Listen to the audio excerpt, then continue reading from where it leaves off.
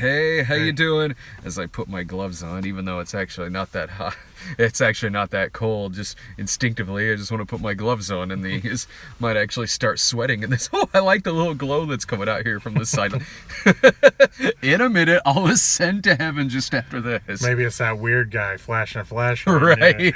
Oh, I didn't see you there. No, yes, we're back. It's like I died earlier today and need to ascend up to heaven as soon as this review is over. Good thing I already got all the Oscar-nominated movies out of the way. Flames are over here. Yeah. I figured I would have been joining that too. All right, just to do a real quick promotion here at the beginning, if you go to walkawayentertainment.com, that's where we sell all of our DVDs. We have a new one out now that is for our animated series, Lloyd Case Files from Season 1. It's got all 6 episodes on it. There's been an extra soundtrack that's added to them too. They've got commentaries from ToonWorks, the animators, plus myself. I have a commentary on there too. There's storyboards, deleted scenes, concept art, and there's also all 5 episodes of Game Boys, the animated series, is on here as well, and I did a commentary for that too. So there's a lot of stuff packed on here. So if you're interested in it, go to walkawayentertainment.com. Or if you want to get one from us in person, we are going to be at Wizard World Cleveland the first weekend of March. I believe that's the 2nd, 3rd, and 4th, maybe. It's the first weekend of March. We'll be at Wizard World Cleveland. And not only will we have these, but we have the limited 20, I guess, that have a typo on them. They'll be worth something someday, trust me. So check that out. Lloyd's the DVD of Lloyd is available now, not actual Lloyd. He's mine. Now, as we talk about other Oscar-nominated stuff other than my animated series, so I guess we could get into Phantom Thread first. Yeah. That was the one we just recently watched. I just watched this movie today. It was the last one of the nominated movies for Best Picture that I hadn't seen yet, because it hasn't come to Springfield yet. Because of course it hasn't. This movie hasn't come to Springfield. Shape of Water just came to Springfield the weekend after it got the nomination for Best Picture. There's other things that we just simply didn't fucking get. We never got The Disaster Artist. I know it didn't get up for Best Picture, but we never got The Disaster Artist here. Oh, but rest assured, we get Pure Flix's Samson this weekend. Springfield loves Jesus. God forbid we don't get Samson. I'm sure we'll get God's Not Dead 3 on opening weekend. But Paul Thomas Anderson movie? We don't need it. And God's Not Dead 3, 2 screens. Fucking maybe 2 fucking screens. Kiss my ass.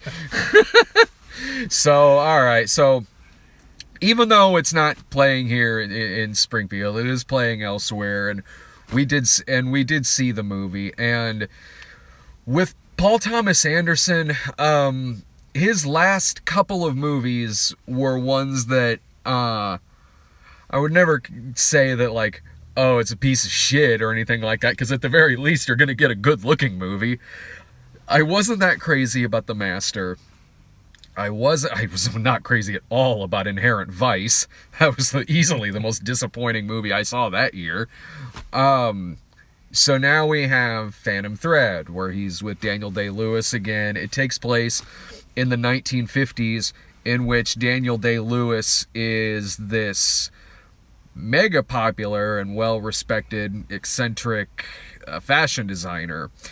People just come from all over to have him make dresses for them. Royalty, aristocrats, socialites, all of that.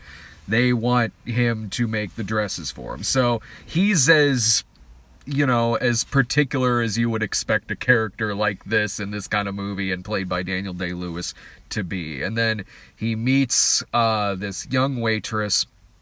The two of them pretty quickly start a thing with each other, and that's what a lot of this movie is it's the ups and downs of the relationship between this girl and this dude honestly, I can't lie. This is kind of a funny movie. And at some points, yes. Like I have to actually stop myself because there was a lot of humor I really found in this film.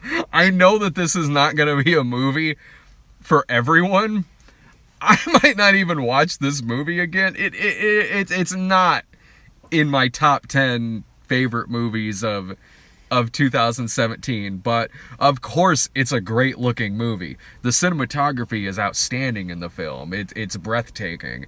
Like There Will Be Blood, it's just beautiful to watch the scenery, the camera angles, the cinematography, and also Daniel Day-Lewis's performance in the film, because there could be all of these montages and everything of him making dresses, him at these fashion events and all that, and it is just mesmerizing to watch Daniel Day-Lewis, because he's one of those actors where it's like, okay, this is brilliant to watch, because for all I know, he for 2 years of his life went back in time to the 50s to become a fashion designer. Well, he's very choosy with his roles. I mean, you see, Yeah. how much or how many years go between his roles, because Yeah. he always studies up on his roles. So something I want to say about him in this movie, and really you could say this about any of his other movies, the first time they show him in this movie, he's getting ready to shave and kind of trim up himself. And part of me was like, I'll bet money that he waited 3 days for that hair in his nose to grow just right, so he could snip it out.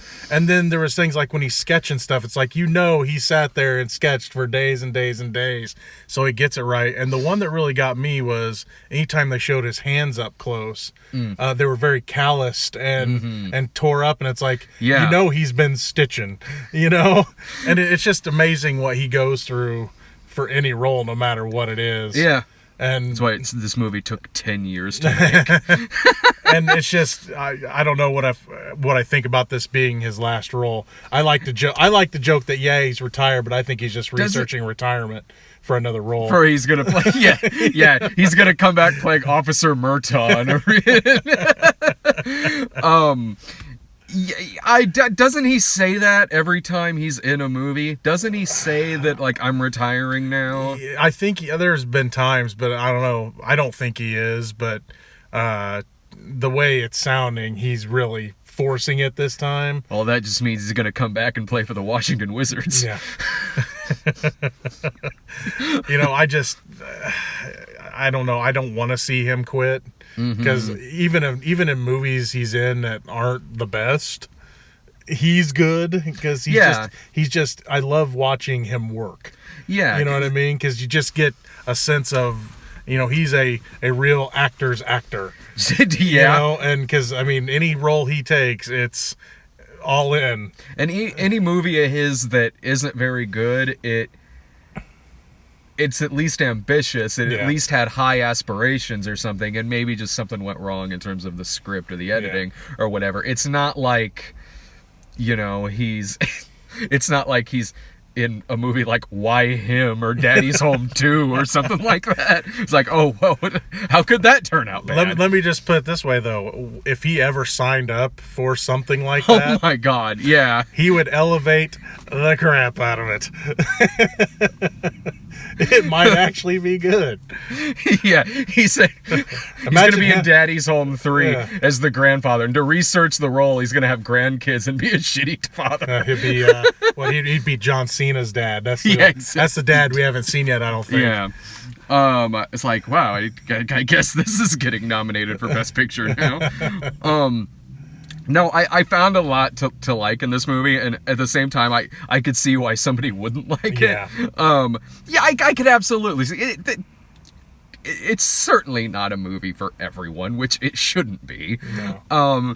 But I did find a lot of humor in a lot of sequences where, even though you have just this stick-up-the-ass crazy character like his, in this setting in the 1950s, there's a ballroom scene in this that looks like a flashback from The Shining. Like, even though you've got all this stuff going around, there is things about their relationships, not everything, but a couple of things, where if you've been in enough relationships, you can see stuff that's a little bit relatable in arguments where they're just getting in each other's throats, even though there's no clear victor here or anything like that. It's just two people just kind of trying to win with each other in an argument, or little things like that breakfast scene, which was hilarious. When he likes everything at breakfast so fucking particular, he needs everything to be quiet or else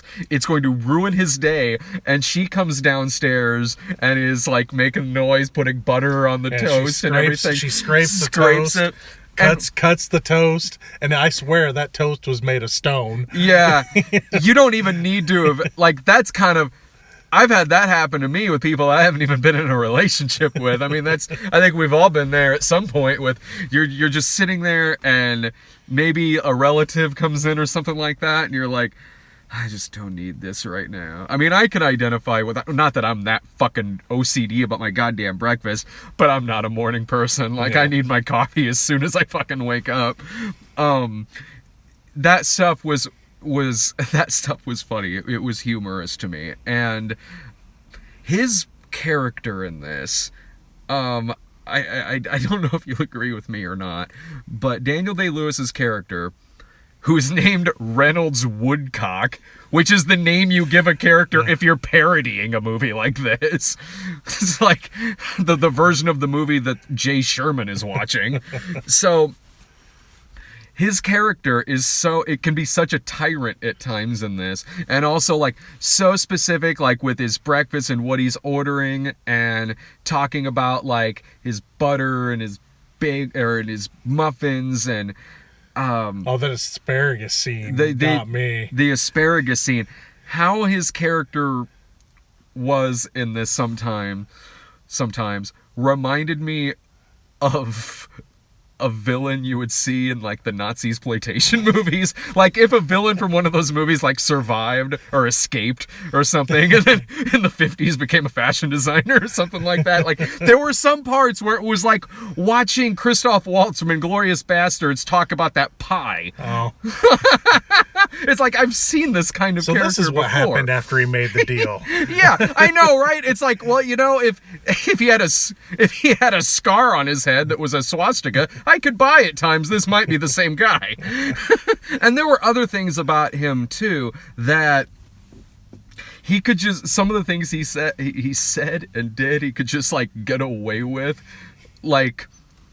It's like, okay, like I've been called charismatic before. I couldn't get away with half of the shit that this guy is saying in this movie. When they're on the date, and he's like, "Oh, I want to wipe your lipstick off. Like, I want to wipe your lip. I want to see who's talking to me. I just want to see who's talking to me." And then he takes her downstairs and gives her this fitting and everything, and goes like, "You don't have breasts. It's my job to give them to you." And I'm like, okay, if man, I want to.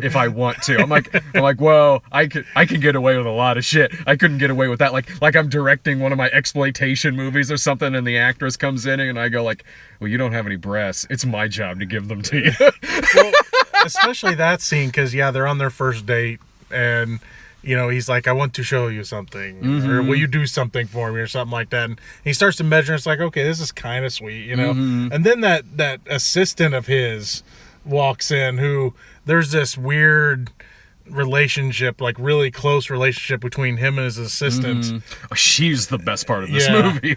And that's when that scene got weird, like really weird to me. Yeah. Because the whole time you're looking at the main girl's face, and you're just like, what is she thinking about this right now? Oh, the third wheel is coming. Yeah. You know? And she sticks around the whole time, because they do this whole thing where the main girl thinks that this other girl's kind of getting in her way of being with Reynolds Woodcock. That is a funny name. Prequel to Mr. Woodcock. So there's that, even though them two end up kind of becoming close.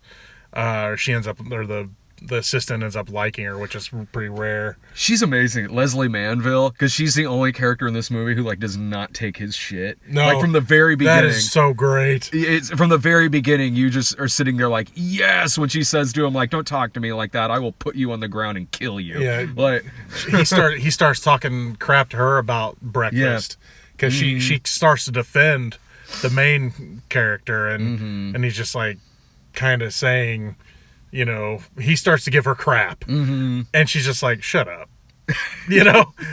Don't talk. Yeah, just, you're not going to talk to me like that. You're not going to do that. Shut your mouth. And it's just funny how she's able to talk to him like that, and he kind of backs down. Because there is kind of this character, I don't want to call it a character flaw, but kind of character motivation of his where at times he's childish. Yeah. Like at times he kind of has a I haven't grown up type of feel to his character. And I think and he also has a thing about his mom who passed away. Yeah. And so I think he kind of, in a way, sees the assistant as like a motherly figure at times, because she's the one that's allowed to get away with, not putting up with his, his eccentric nature. And anytime he's given anyone else crap, she don't put up with it. She tells other people though, as well, like she tells other people, like, no, you can't do this. He's not gonna like that. This is not gonna end well. You have to listen to me. And like, no one listens to her. It's like, well, okay. It's like, enjoy that battle. And there's okay, I guess we'll kind of get into some spoilers here. I was wondering how far we're gonna go into this. Yeah, we'll get into some spoiler territory here. It reaches a point in this movie where Woodcock is such a tyrant and everything, and in like the way that they are in this dinner sequence in which she makes dinner for him and he is just berating her, it turns into this giant argument. I'm sitting there watching it and watching it like, well, okay, it's like, if there was talent behind 50 Shades of Grey. All right, I see what they're doing here with this relationship. And then, so I was like, God, someone needs to just like slap this guy in the mouth. Someone needs to do something to this. This guy just needs a kick to the nuts. He needs something. He needs like a punch to the face, or just someone to do more than just simply call him out on his bullshit. Which then leads to a scene, it's about halfway into the movie, which then leads into his... they're not married at this point, are they? No, even though there's a character that's called her Mrs. Woodcock. They weren't married. I was like, did I doze off? Because I mean, I'm not saying this movie was like boring. It was at a very slow pace, but all of a sudden this character's calling her Mrs. Woodcock, and I'm like, wait, did I miss a marriage scene? But no, that happens later, which was weird. But she's had enough of this guy's shit that she gives him poisonous mushrooms. Not like the Beguiled, or like she's not trying to kill him. She's just trying to teach him a fucking lesson. Yeah. And when this happened, I was like, yeah. Yeah. That's when the movie took a weird twist, and it really kind of snagged my attention back. Because I was watching and I was into it. But then it's like, because they kind of telegraphed it a little earlier in the movie, because they're out searching for mushrooms, and they're like, look at the book, see what's poisonous and what's not. And sure enough, that comes back to she needs to teach him a lesson, and that was great. She takes these mushrooms and she poisons his ass. She kind of, because he has like a routine. And she puts it in whatever it is it's not tea he's drinking something. I don't remember what it was, but she puts these mushrooms in to this tea because she knows you're gonna drink it. Yeah. And what happens after that, it's amazing. Yeah. It like totally, it grounds him, it centers him. He like starts appreciating people around him who love him and take care of him, and he even starts like having a passion for his job again and things like that. And I'm like, well, that is it. It's like he's sick, and she's kind of taking care of him. And that's what she wants. She wants to take care of him. Yeah. And she kind of wants to be that motherly figure in a way. It's like they're both psychopaths. They're made for each other. Like, exactly. Right before then, I was like, well, this is like interesting to watch. The cinematography is great. The acting is certainly great. But I don't know if I'm really rooting for this couple. And when she poisoned him, I was like, oh, yeah. Hell yeah. And like one thing that was really interesting about the second half of this movie is that, okay, that very serious thing with the poisoning happens. They both, they get married after that. Like, yeah, that lead the poisoning into them getting married. Oh yeah. I want to reiterate, this movie is not a thriller, by the way. So, one interesting thing about that is that, okay, that thing happens, and their relationship is back after that. Like, they go on vacations together, they're working together, he's treating her great, he's back to doing his job well again. He has some drive and some passion for his job. One thing that was relatable in that sense, I mean, taking the poisoning out of it, is that it was relatable in that you can be in a long relationship with somebody, and then it'll go really, really, really south. Then maybe something happens, it flips around again, and you've kind of come back to each other a bit, or like a spark comes back. But then eventually that spark will go out, and your problems are still there, which happens in this movie. Yeah, there is like a little spark there that reconnects between the two of them, but then the bickering comes back again, the fighting comes back again, the pettiness comes back again. It's like this cycle, and they just drift even farther and farther apart at that point. And it was almost like, well, I'll get to this in a second, and then when it reaches the ending of this movie, in which the two of them sort of have an understanding.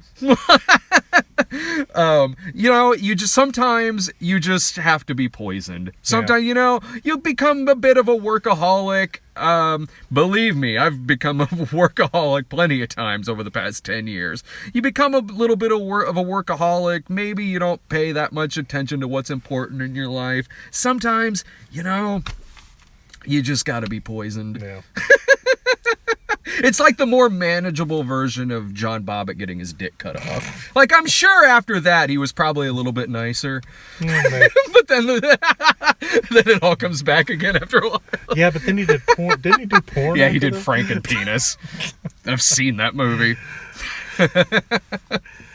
Yeah. Frankenpenis. Yeah, their relationship becomes weird because, I mean, she ends up having a sick side, which you think she's kind of the normal person, but she's going, because for a while you're wondering, why is she staying here? And then all of a sudden you realize, oh, she's not the most normal either. And then that's kind of what he loves about her, which makes it interesting and kind of creepy, and but still way better than Anastasia Steele and Christian Grey's relationship. Yeah. Like, at least in the case of this, I know what Reynolds Woodcock does for a living. Like, there are moments where it seems like they love each other, poisoning aside, and even that's done out of love. Like, it's almost like Reynolds Woodcock is like a metaphor for this movie itself. Yeah. Like, whenever him and even the movie itself maybe gets a little too pretentious for its own good, a little too up its own ass, a little too just like, oh, I'm just relating to absolutely nothing here, then it's brought back to ground level by a good poisoning scene. Yeah, that, I don't know how spoilery. I don't know how spoilery you want to get. The new poisoning, the fact that he kind of sees it coming, and then he's okay with it. Because the look on his face when he bites into that omelet, it's pretty brilliant. He's got it, and she starts talking to him. I eat your poison, and she's just like, I want you this way. She's like, what was it? I want you lying pathetic, on your back, pathetic, lying on your back, begging for help, and then I want to make you better or whatever. And then because he's like mid bite when she says this to him, and then just chomp. And what does he says? Kiss me before I get sick or something. Like, I love this. I'm like, this again. To go back what I was saying about the Nazi exploitation movies, it's almost like it's now its own like fashion designer version of the Night Porter. It's two fucked up relationships, but it kind of works for them. Why not? Yeah. See, this is This is why I was sick a few weeks ago with the fever and everything. I was getting a little too into my snob videos. Laura made the wise decision of sprinkling a Reggie bar in my cereal. It really brought me down a notch. They've never been closer. Yeah, we've really not been closer since then. No, I did enjoy this movie. I mean, I can't say that it is a long sit.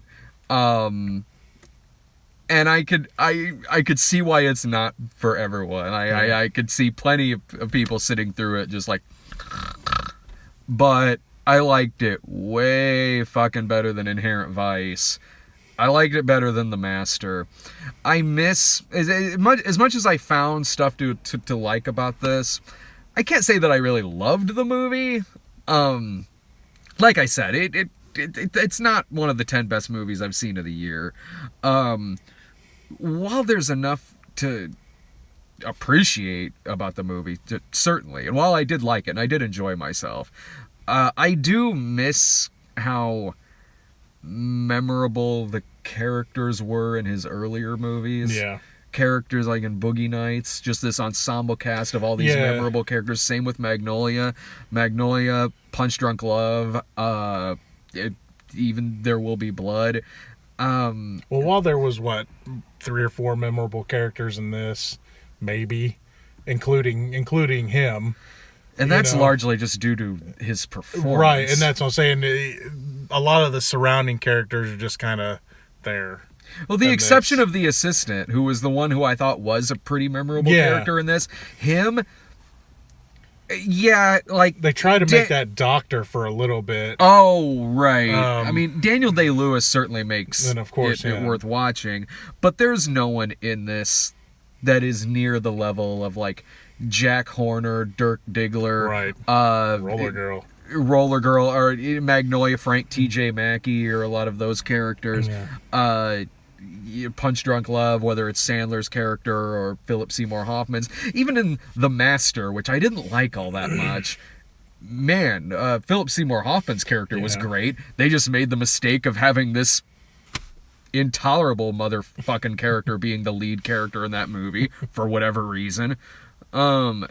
This one, there was no character in this movie that was really making me hate watching this, like the lead, like Joaquin Phoenix's character in The Master. But I miss a lot of. It feels like the star of this movie is the cinematography. Yeah. The star is the cinematography. The star is the fashion. The star of the movie is all the technical aspects that go into it. And characters are kind of just really secondary to all of that. Now, I like this movie, but I don't know. I could have used a little more in the way of that. It's I feel about the same. It's one that, I mean, I'd say if you like Daniel Day-Lewis, check it out. If you, I recommend it. I would too, but then again, not everyone's gonna like it. No, certainly, but you can tell from watch the trailer. Yeah. Honestly, you can probably tell from the trailer whether this will be your cup of tea or not. And if it looks like it is, it's worth seeing in the theater. Yeah. It's worth seeing this on a big screen. The cinematography is that good in the film. And while it is like 2 hours and 10 minutes, it is maybe a little longer than it needs to be, but I wasn't sitting there thinking, God, this feels 4 hours. I was thinking that during 1517 to Paris, which is only 90 fucking minutes. Yeah, I would recommend seeing it in the theater. Yeah, I thought it was a little slow, but I was expecting that. Same. Yeah. And the fact that it's slow is because of the cinematography stuff. They really want you to feel this time period. Yeah. So, and they want you to feel like anytime they're making a dress or something, they, when they're showing the close-ups of them stitching and things like that, it almost needs to be there for this movie to work, because that stuff wasn't there and this movie was an hour and a half, it wouldn't have worked. Yeah. I mean, because if the atmosphere is not there, this movie's probably not going to be that good. Yeah, I don't think this movie should be as short as like 90 minutes. I feel like there's a lot of stuff on the editing room floor, I take it. But any other final thoughts, or you want to jump to the next movie? Let's jump to the next one. This is the one I want to talk about. Then go for it. You take I took Phantom Thread. Why don't you take The Shape of Water. One of my favorite movies from last year. I was trying to remember. Was this your number one? Or? Well, my favorite movie was John Wick Chapter 2. Nice. But when I'm talking best movies, I would say it's either going to be like Blade Runner, Shape of Water. Yeah. Planet of the Apes was on that list too for me. Yeah, that was on mine too. This is Guillermo del Toro's latest movie. It is the weirdest, strangest, one of the weirdest, strangest, beautiful love stories you'll see. It's definitely gonna freak some people out, but what I love about this movie is that one of the first things that is said with the narrator, who's the main character's neighbor, he's like an artist. He says, there are monsters in this world, and I can't remember exactly how he said it, but there's like monsters in this world, but it's not the monsters. It's not talking about the fish creature. Yeah. We learn that humanity can be bigger monsters than a real monster. It's about she's not deaf, she's just mute. Yeah. It's been a while since I've seen it, so you have to forgive me. But Sally Hawkins, who is amazing in this movie, she got my award for Best Actress this year. She does more with facial expressions and hand expressions and body movements and some other body movements. Dude. I've always been attracted to her. If you're attracted to her, you're really going to want to see this movie. I've always been attracted to smallmouth bass, and after this fish monster. But she does so much without saying a word, unless you count. There's like a daydream sequence where she sings, but sure. But she can't speak throughout this whole movie, and she'll still totally have you eating out of her hands with her performance. She has one of the with sign language. She has one of the best fuck yous. Oh, that was so great! It's kind of in the trailer, except they finish it in the movie. Mm-hmm. And then of course Michael Shannon in this. I mean, if you like crazy Michael Shannon, boy, you are getting that in a half. Because when they're talking about monsters in this movie, they're, like I said, they're not talking about the fish creature. They're talking about Michael Shannon. Yeah. One of the things I said in my review is when the creepiest sex scene isn't with the fish creature and the woman, it's Michael Shannon's scene. Because that's one of the creepiest sex scenes I've ever seen in my life, and it's not even like that graphic, but it's just the way he acts during it. His character, he's like a government agent. I can't remember exactly. He was CIA, I think. Yeah.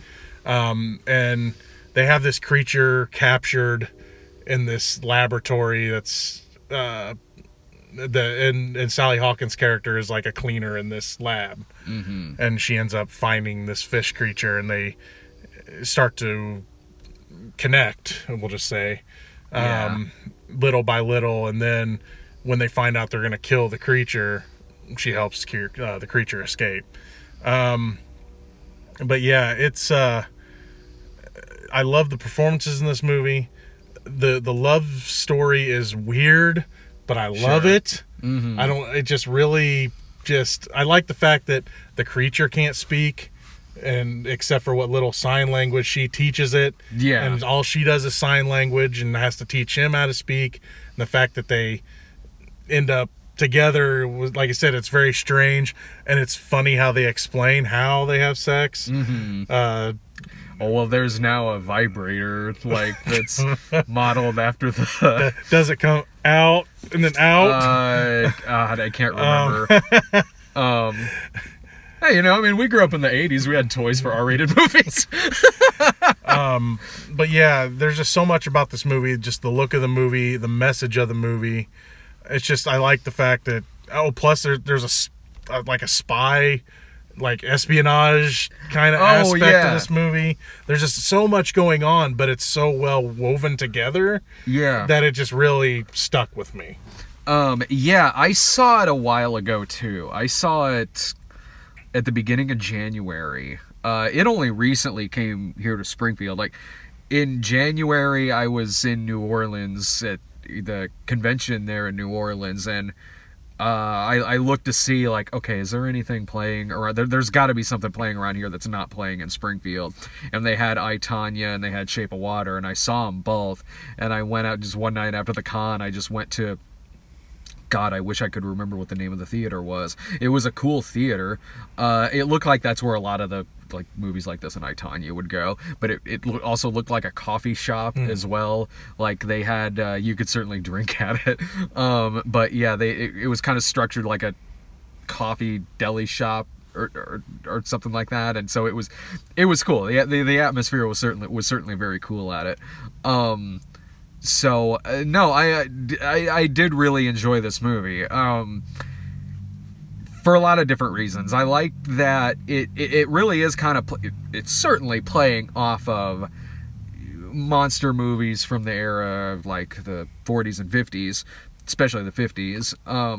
And in a lot of those movies, you know, there would be the sequence where the monster is eyeing the girl or something and wants to just like take the girl away, and then they have to save her. The government or whatever comes in and saves her and everything, whether King Kong or Creature from the Black Lagoon or anything like that. And this movie is kind of taking that. It's kind of taking like just the posters alone for those movies, especially the Black Lagoon one. It's almost taking the posters for those movies and just kind of running with it and making this love story out of it. Like, what if an actual love story happened between the Creature from the Black Lagoon and the woman from that movie? But sorry, it's been a while since I've seen it. I remember the Eastwood one. But I also like that this movie is very much an ensemble. Yeah. It's about people who are kind of perceived as either monsters or freaks in their own society. Especially Richard Jenkins' character, who he's gay. And this is the 50s, so he's in the closet. Oh, yeah. I almost forgot about the diner stuff. And he's fascinating in this. And he's also the narrator, too. Yeah. He's got a great narrator voice. Oh, yeah. For the whole movie, which is great. And he has a thing for and is infatuated with this young guy who works at this diner. But even that, you really see how much worse people in this society are than this monster that everybody is fearing. Yeah. Like, the monster, the monster does some pretty bloody things, but it's either provoked or because at moments it is like a wild animal loose in the fucking apartment. So, well, but being that this is it's kind of a modern day fairy tale. Oh yeah, The creature can at least make things better. No, yeah, absolutely. Because I was creeped out by the thing with the cat a little bit, but then all of a sudden you see the creature and he's petting the cat again. I'm like, wait, what? Because he like healed. He kills his cat in 2 seconds. He did what Alf never could, and he did begin to eat the cat, but then he cures the cat, and it's like, oh. Cool. Okay. He's got magic powers. Yeah. And it was even fascinating to see what they were doing with Michael Shannon's character, who is this character who is in this very masculine society where he has just this image of what a real man should be in the 1950s and everything, and the lengths that he goes to keep up this image of himself, how he sees himself in the mirror, whether it's with the family that he's very cold towards, or whether it's just, torturing this creature in the office because, he's tough and all that. It's neat seeing what, his image and ideal of himself, the kind of evil that turns into. Yeah, because he deteriorates. There is an arc in this movie about his fingers. Oh, yeah. Yeah, see, near the beginning of the movie, let's just say he pisses the creature off a little too much. Yeah. And loses a couple fingers, and they try to sew him back on, and as the movie goes, they're getting blacker and blacker, and they start smelling. And there's this whole just arc involving his his fucking sewn back on fingers. And it's great because you got like this scene where he's going fucking psychotic on someone trying to find out this information, and you see him just like mutilate himself in this scene. Like, man, like if you thought Michael Shannon couldn't get scarier anyway, watch him start pulling body parts off of himself. Oh yeah, that shit was great. There is so much going on in the movie in terms of because it really does feel like an ensemble film. It's like Sally Hawkins is certainly the main character, along with, and her relationship with the monster is certainly the focal point, the main point of the movie. But there is a lot of other stuff going on, whether it's with Richard Jenkins, whether it's with Michael Shannon or Octavia Spencer and her storyline, or that KGB agent as well. There is a lot of stuff going on. So, and I don't know how you felt about it, but a lot of the romance with Doug Jones kind of just sort of happens in this movie. Like, it does feel like from the very first moment she sees this creature that she just wants to fuck it. And since there is a lot of stuff going on in the movie, her plot line with the creature, it gets to the main points of that storyline pretty fast in terms of her first meeting it and instantly kind of having an infatuation towards it, or she has to be in that lab so much that there's several points in the movie where it's like there is just shit for security here. They could just fucking walk in there anytime. Well, I mean, they let her in there every day to clean. So I mean, what they said, you get it done and get out of here, basically. Mm-hmm. And she was just kind of sneaking in there. I thought they did pretty well establishing their love story. I mean, yeah, they had the montage part of it. Yeah. Because they do a part where she brings in like this record player and she likes the whatever kind of music. I can't remember what music she was listening to. And she's using the music to kind of get the creature's attention. Yeah. And then they go into a montage using that music of her teaching it how to say like egg and stuff like that. Because if you don't at times think that this is an Abe Sapien origin story. Oh yeah, yeah. I mean, first is Doug Jones, and second, he kind of looks like Abe Sapien still. Yeah.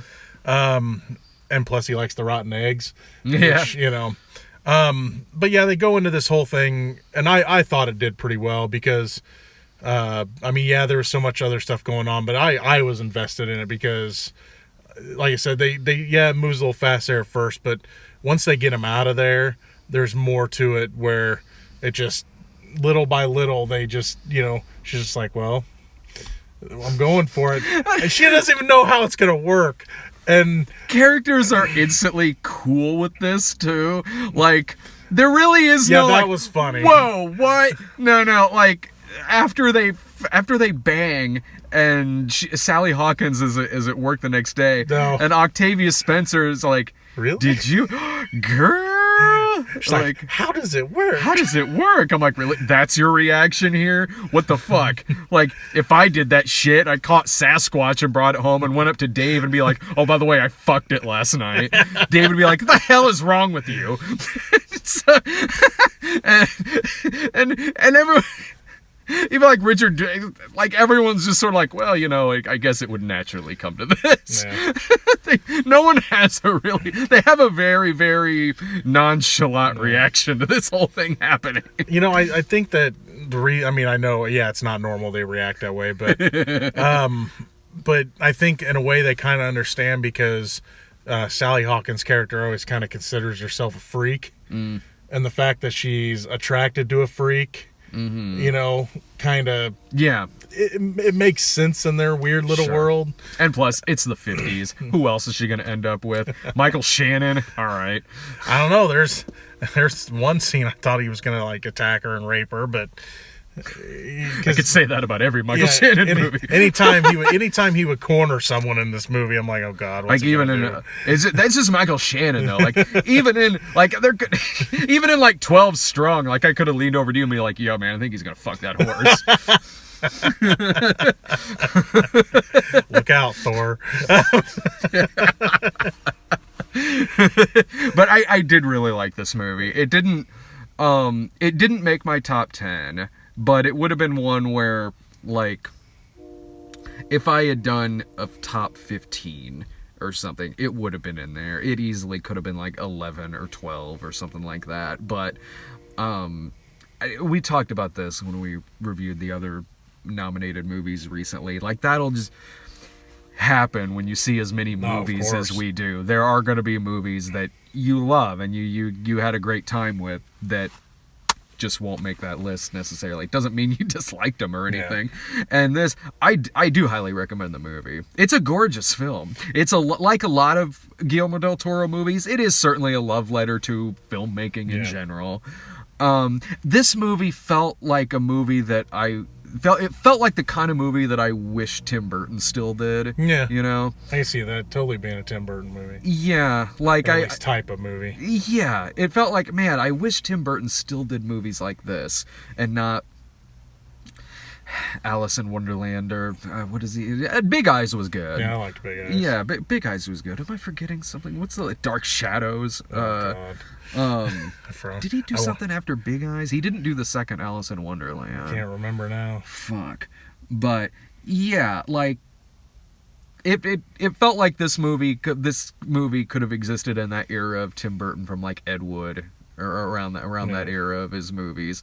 But this is, I would say it's one of Del Toro's best movies. I liked it better than Crimson Peak. Yeah. I almost said Crimson Tide. Remember that submarine movie he did? Submarine movie with ghosts and dead kids hidden in red clay. I liked it better than Crimson Peak. I would probably say his best is still Pan's Labyrinth, probably. Yeah. I don't know. I mean, yeah, I would put this up there with Pan's Labyrinth. So would I. Yeah. I mean, Pan's Labyrinth's always going to have a special place in my heart, but I mean, just the imagination of that movie alone, pushes it pretty forward for me. But yeah, it's definitely up there. I mean, but there's not a lot of his movies I don't like. Mm-hmm. So, I mean, Crimson Peak, I was a little disappointed, but I watched it again and kind of soaked it in a little more. And it's still not going to say I loved it, but I enjoyed it the second time more. But this one, I mean, I was pretty hooked pretty quick. And then I loved the characters. Yeah, no pun intended. But the characters in this, I'm a big character-driven guy, and I love the characters in this. I mean, even if they're somewhat simplistic, like Octavia Spencer's character is just kind of the sassy, best friend. Even but then she has an arc. Yeah, part of the movie that involves Michael Shannon's character that really works well. I kind of wish there would have been more of it in the movie, but all the characters get at least somewhat of their due. Yeah, and I like that, and the fact that Sally Hawkins stood out from that for me also pushes the movie forward for me too. So yeah, like I said, it's got some flaws, but it's a pretty great damn movie. I enjoyed the hell out of it. All right, well, coming up, and you've already seen this, but coming up Thursday, I got Black Panther.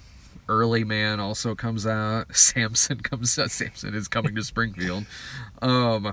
Samson comes out this weekend as well. So there's a few different things to go see. But anyway, you want to plug your site? Yeah, The Real Gino on YouTube. I'm making that small YouTuber push right now. Yeah. I've got the 1,000 subscribers. I still need about 2,000 hours worth of watch time. I'm not sure how the whole analytics page works, but so I'm trying to make that push. I have a video of Brad on my channel called Con Talk.